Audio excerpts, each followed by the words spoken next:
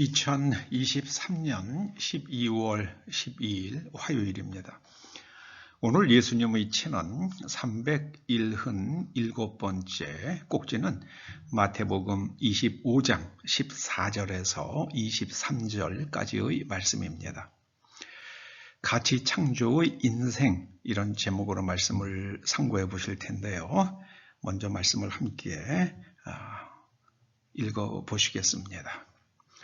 또 어떤 사람이 타국에 갈 때 그 종들을 불러 자기 소유를 맡김과 같으니 각각 그 재능대로 한 사람에게는 금 5달란트를, 한 사람에게는 2달란트를, 한 사람에게는 1달란트를 주고 떠났더니 5달란트를 받은 자는 바로 가서 그것으로 장사하여 또 5달란트를 남기고 2달란트 받은 자도 그같이 하여 또 2달란트를 남겼으되 1달란트 받은 자는 가서 땅을 파고 그 주인의 돈을 감추어 두었더니 오랜 후에 그 종들의 주인이 돌아와 그들과 결산할세 5달란트 받았던 자는 5달란트를 더 가지고 와서 이르되 주인이여 내게 5달란트를 주셨는데 보소서 내가 또 5달란트를 남겼나이다. 그 주인이 이르되 잘하였도다. 착하고 충성된 종아, 네가 작은 일에 충성하였으며 내가 많은 것을 네게 맡기리니 내 주인의 즐거움에 참여할지어다 하고 2달란트 받았던 자도 와서 이르되 주인이여 내게 2달란트를 주셨는데 보소서 내가 또 2달란트를 남겼나이다. 그 주인이 이르되 잘하였도다. 착하고 충성된 종아, 네가 작은 일에 충성하였음에 내가 많은 것을 너에게 맡기리니 네 주인의 즐거움에 참여할지어다 하고,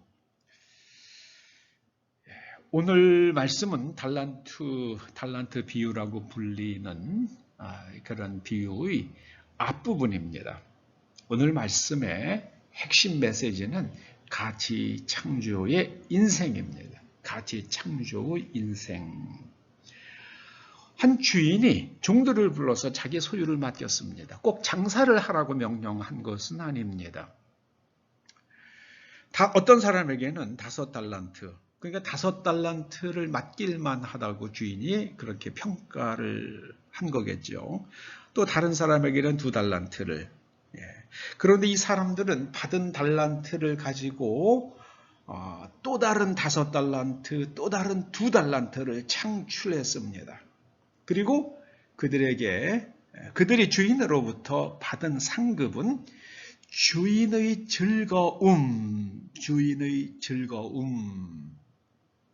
즐거움에 참여하는 은총을 받습니다.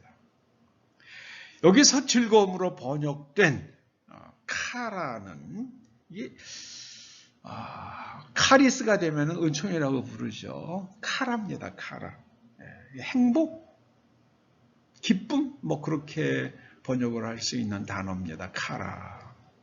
이 카라에서 카리스라는 은혜라는 단어가 나왔습니다.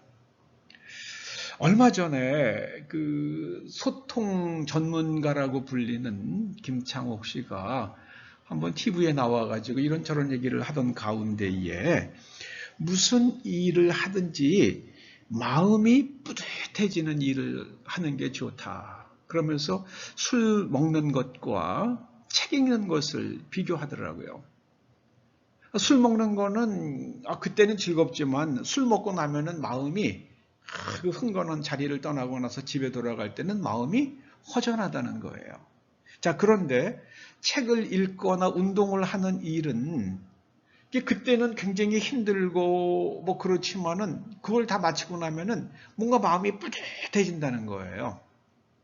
제가 그 이야기를 듣는데 제가 고등학생 시절에 뭐 저는 집이 그때 마침 어려웠었기 때문에 무슨 뭐 학원을 간다거나 아니면 뭐 그런 과외를 한다거나 하는 일을 하지 못했습니다. 그렇게 하지 못하고요. 도서관에서 남았습니다. 그러면 이제 맨 마지막에 나가는 학생이 이제 스위치를 내리고 이제 갑니다. 그러면은 숙직하는 선생님이 오셔서 이제 나중에 현관문을 잠그시죠. 그런데 그 끝까지 남아서 11시에 그 도서관의 스위치를 내리고 교정을 지나서 운동장을 지나서 학교 문을 나설 때 그렇게 뿌듯하더라고요. 정말 뿌듯합니다. 그리고 거의 막차예요. 막차를 타고 이제 집으로 마지막 버스를 타고 집으로 돌아갈 때에 그 버스 안에서 또 그냥 준비한 그 영어 단어를 외우면서 그렇게 집으로 갈 때에 그 마음이 뿌듯하더라고요. 사실은 그 뿌듯함이 고3 1년 내내 저를 지켰던 것 같습니다. 여러분, 우리가 하나님의 무슨 일을 하든지 그 뿌듯해지는 일을 하는 것도 중요합니다만 더 중요한 거는요, 가치를 창조하는 일을 하는 겁니다. 가치를 창조. 여러분, 술 먹는 일에 가치 창조가 없잖아요. 운동을 하면 근육이 만들어지잖아요. 무엇을 하든지 간에 가치를 창조하는 일을 해야만 합니다. 여러분, 책에 있는 활자는 가만히 거기 인쇄된 채로 그냥 죽어있는 지식입니다. 그런데 내가 그 책에 인쇄되어 있는 그 지식을 내가 습득을 하고 거기에 있는 지혜를 찾아서 내 머릿속에 집어넣고 그것을 가지고 나의 삶에서 적용을 하거나 또 새로운 생각을 할 때에 그 생각을 기반으로 삼는다면은 그때 죽어 있는 문자를 내가 좀 살려내는 겁니다. 내 삶으로 살려내는 겁니다. 그게 바로 가치 창조예요. 여러분, 음식 장사를 해도 그렇습니다. 돈을 쫓으면 거의 망하더라고요. 제가 젊어서 목사가 되기 전에 사업을 했는데 그때 돈을 쫓아서 사업을 했어요. 이런 말씀을 들려주는 분들이 없었어요. 그냥 쭉 믿습니다 하고 기도 많이 하면 된다고 배웠죠. 근데 욕망을 키우는 기도가 그게 하나님께서 원하시는 기도가 아니라는 거를 제가 이제 깨닫고 나서요. 그냥 그때는 무엇을 기도하는 거를 가르치지 않고 그냥 무조건 기도하라는 거예요. 주실 것을 믿고 기도하라. 그냥 그런 식으로 그때는 조영기 목사님의 영향이죠. 70년대, 80년대는 목사님들이 다 그런 식으로 설교를 했어요. 성공주의의 신학이죠. 그거 정말 경계해야 될, 아주 다 의미 없는 건 아니에요. 그런데 경계해야 될 그런 관점이죠.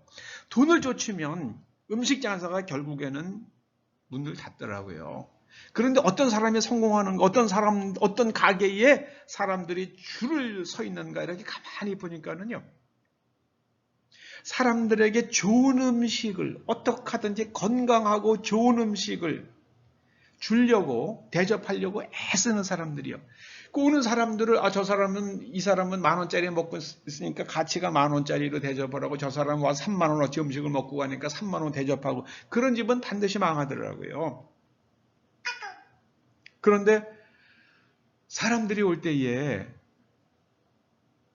내 집에 온 손님들, 그래서 그 손님들을 갖다가 따뜻하고 정성스럽게 내가 정말 정성스럽게 만든 음식을 정성스럽게 대접한다는 그런 관점을 가지고 음식 장사를 하는 집은 사람이 넘치더라고요.